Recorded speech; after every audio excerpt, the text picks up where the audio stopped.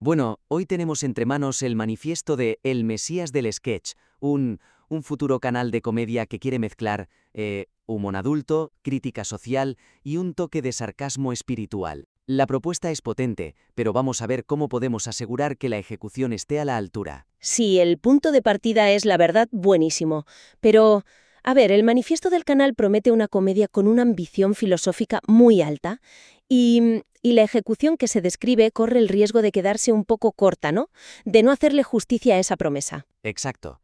El manifiesto habla de humor con alma, sarcasmo espiritual, un bisturí social con carcajadas. Que son conceptos que suenan genial. Son conceptos que te atrapan al instante, crean una marca con una personalidad arrolladora, es una base fantástica.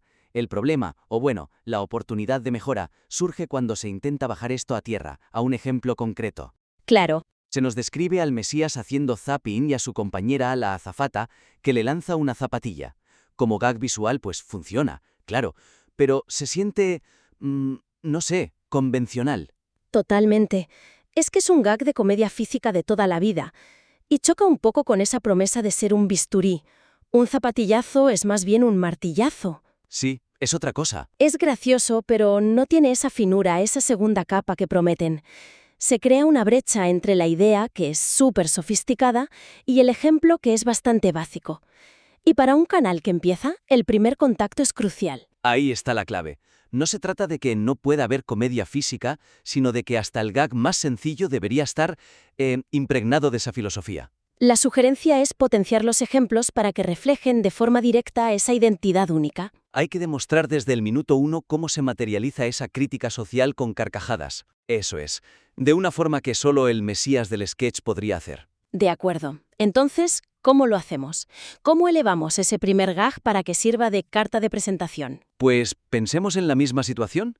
El Mesías meditando, la azafata interrumpiendo.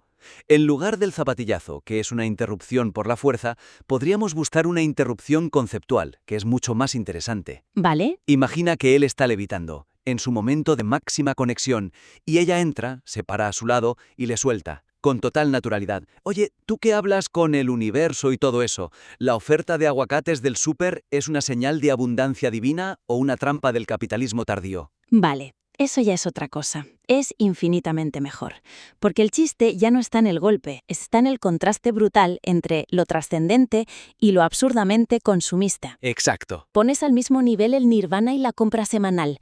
Y eso sí que es un bisturí social, porque con una pregunta tontísima estás diseccionando nuestra obsesión por ser espirituales sin renunciar a las ofertas.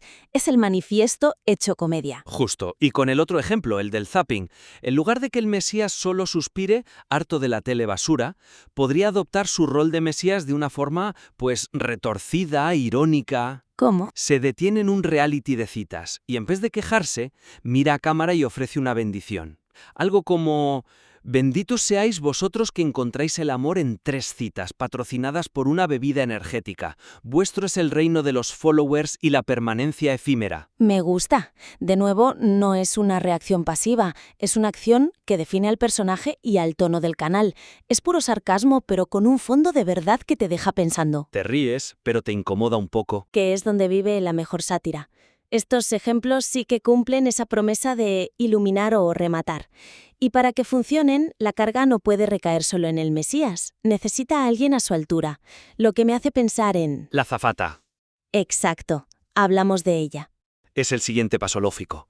Porque, a ver, el arquetipo de la azafata tiene un potencial enorme para ser esa voz de realismo cínico, pero tal y como está descrita ahora, podría acabar encasillada. Sí, en un rol cómico demasiado predecible y al final limitado. La idea del ancla a la realidad caótica es un pilar. Es el Quijote y Sancho Panza. ¿Claro? El problema es que las acciones que se le atribuyen no se callan ni bajo hipnosis, le lanza una zapatilla, la pintan más como el típico personaje secundario molesto. Que como un verdadero contrapunto filosófico. Se corre el riesgo de que se convierta en ruido de fondo. Si su única función es interrumpir con slapstick, se desperdicia una oportunidad de oro. Totalmente. La promesa de humor adulto inteligente, ser resientes y uno de los dos protagonistas es, en esencia, un personaje de dibujos animados que solo crea caos. Exacto. La propuesta aquí sería enriquecerla, darle una vuelta de tuerca. Y si en lugar de ser solo un ancla a la realidad, es un contrapeso intelectual. Una filósofa de lo cotidiano. Eso es. Una persona cuya sabiduría no viene de la meditación, sino de lidiar con las facturas, con la reunión de vecinos. Su pragmatismo cínico debería ser tan afilado como la espiritualidad del Mesías. Me encanta ese concepto. Filósofa de lo cotidiano. Cambia por completo la dinámica. El conflicto ya no es paz contra ruido, es espiritualidad idealista contra sabiduría práctica y descreída. Y de esa fricción nace una comedia mucho más rica. Pero, ¿cómo se vería eso en un diálogo? Pues volvamos a la escena de antes. Él levitando en el salón. Ella, en lugar de lanzarle algo, podría pasar el aspirador por debajo, sin inmutarse, y soltar. ¡Qué bien! Así no dejas marcas en el parqué que acabo de fregar. La iluminación es súper considerada con las tareas del hogar. Es buenísimo. El comentario es mundano, pero la ironía es de una mala leche brillante. No niega su poder, no le dice baja de ahí, sino que lo integra en su realidad. Lo domestica. Lo reduce a una cuestión de limpieza. Exacto. Lo eleva de simple interruptora a una comentarista ácida. Su superpoder es el pragmatismo. O imagina que él está reflexionando en voz alta sobre el karma, el universo, y ella le responde desde la cocina. El karma universal está muy bien, pero como no bajes el contenedor del reciclaje antes de las 10, la comunidad te va a pasar un recargo de 20 euros. Hay que saber elegir las batallas cósmicas. Es perfecto, porque no discute su filosofía, la pone en jaque con algo irrefutable, la vida real. Sus argumentos son las facturas, las normas. La convivencia. De esta forma, ella no solo interrumpe, sino que debate con él usando el sarcasmo como arma. Y al darle esa profundidad, creas una conexión más fuerte con una parte del público. Totalmente. Muchos aspiramos a ser el Mesías, pero la mayoría de los días Somos la azafata. somos la azafata, lidiando con el contenedor. Y esa dualidad me hace pensar precisamente en el público, que es el tercer punto que queríamos tratar. ¿Sí? Hablemos de la audiencia. Porque, a ver, el enfoque en un espectador nicho muy específico es una fortaleza tremenda para empezar. Te permite construir una identidad de marca muy sólida. Pero el documento no explora cómo tender puentes desde ese núcleo fiel hacia una audiencia más amplia sin que la propuesta se diluya. El texto describe a su feligrés ideal de una forma genial, muy gráfica. Alguien que pone incienso y 5 minutos después desea un karma fulminante. Que es una descripción brillante, te sientes identificado al momento. Sí, es perfecta para crear una comunidad inicial leal. Pero, y ahí está la tensión, al ser tan específico, corres el riesgo de que suene a club exclusivo, como si para entender los chistes necesitaras un carnet de socio. Y la pregunta clave es, ¿cómo conviertes a alguien que aún no se identifica con esa dualidad, pero que podría disfrutar del humor si se lo presentas bien? Tienes a tus apóstoles, vale, pero ¿cómo sales a predicar al resto? Es la pregunta del millón. Y la solución no es rebajar el mensaje, porque entonces pierdes tu esencia. La clave podría estar en crear diferentes puntos de acceso al canal. Como una estrategia de formatos. Exacto. Algunos sketches que funcionen como puerta de entrada. Usar temas universales como cebo. Me gusta esa idea de puntos de acceso. Suena bien, pero ¿cómo sería en la práctica? Un ejemplo concreto. Podríamos pensar en un formato de vídeos cortos de alto potencial viral, que podríamos llamar parábolas modernas, basados en situaciones que todo el mundo reconoce. Por ejemplo, un sketch de 45 segundos. El Mesías intenta montar un mueble de IKEA. Vale, eso es un punto de partida universal.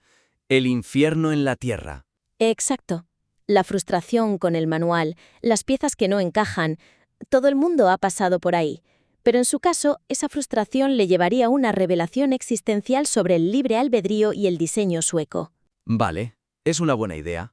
La puerta de entrada es el mueble de IKEA, una experiencia de sufrimiento colectivo. Cualquiera conecta con eso. Pero, y aquí te lanzo un reto. El chiste del mueble de IKEA está ya un poco visto, ¿no? Buena pregunta. ¿Cómo nos aseguramos de que es original? El giro tiene que ser único del canal. Quizás la vuelta de tuerca no es la frustración, sino todo lo contrario. Él abre la caja, entra en trance y monta el mueble perfectamente en 10 segundos gracias a la iluminación divina. Y es la azafata la que se desespera. Claro.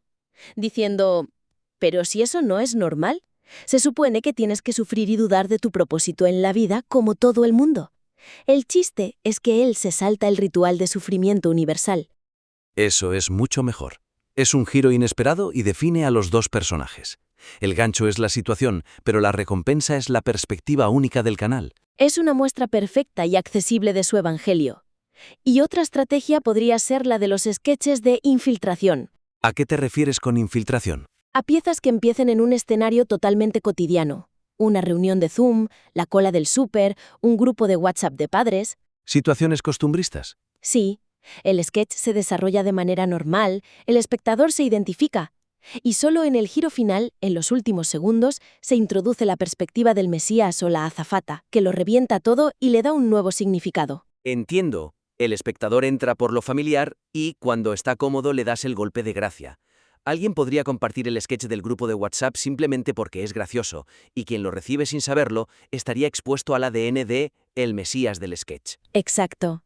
Permite que el humor sea el caballo de Troya para la filosofía del canal. Es una estrategia de crecimiento orgánico muy inteligente. En resumen, la propuesta de El Mesías del Sketch parte de una base conceptual que es una maravilla. Original, valiente, con una personalidad muy clara. Para que alcance su potencial, nuestra conversación se ha centrado en 3 puntos. El primero, alinear la ejecución de los gags con esa promesa filosófica. Usando ejemplos que desde el primer segundo demuestran la inteligencia y la crítica del canal.